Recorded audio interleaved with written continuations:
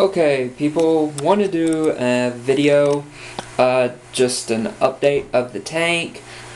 I went and got some couple new plants, and I've got some fish now for this tank. What I did though is I took that Chinese algae eater that was in here, and I put it in my 125 gallon. He was, breaking the plants either off, or he was just getting them uprooted from the gravel, and they were floating. So I thought he would for now be better in the 125, and then in this spring, as it starts to warm up, I'll take him out and put him in the koi pond.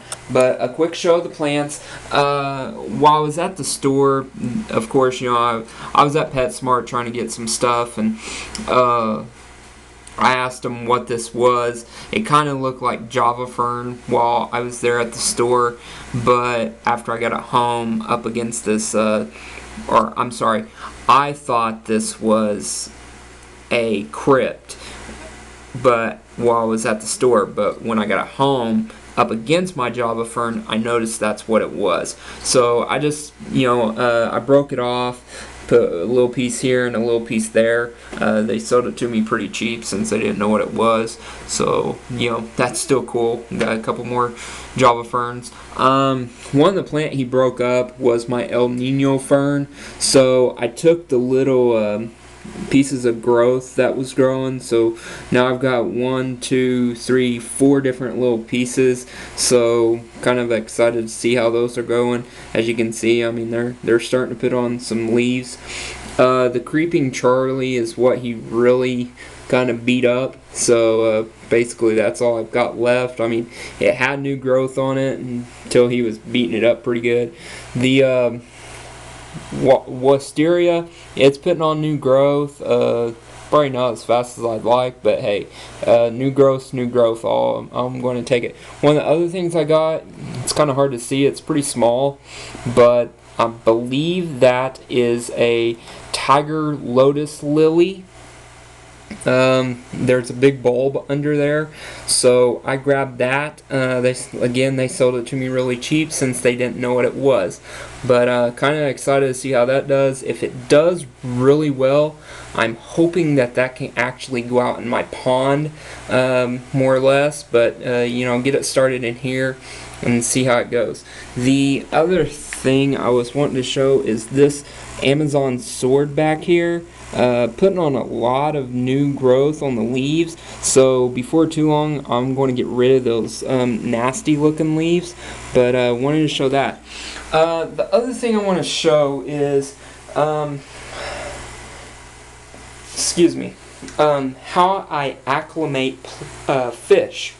And as you can see, I've got this little tube going down here. This is just kind of a bent hard piece of plastic, and this is just a piece of tube, like air tube off of your aquarium hose. Then the other thing I have is I've got a little clip here, and you can see that it's just very slowly dripping. So drip acclimation. I just have maybe an inch of water or so in there at the start, just enough that the fish have some water to set in, but not that much. And I just let it drip in this pitcher until it's full. By that time, you've added over 2/3 of what was already in there.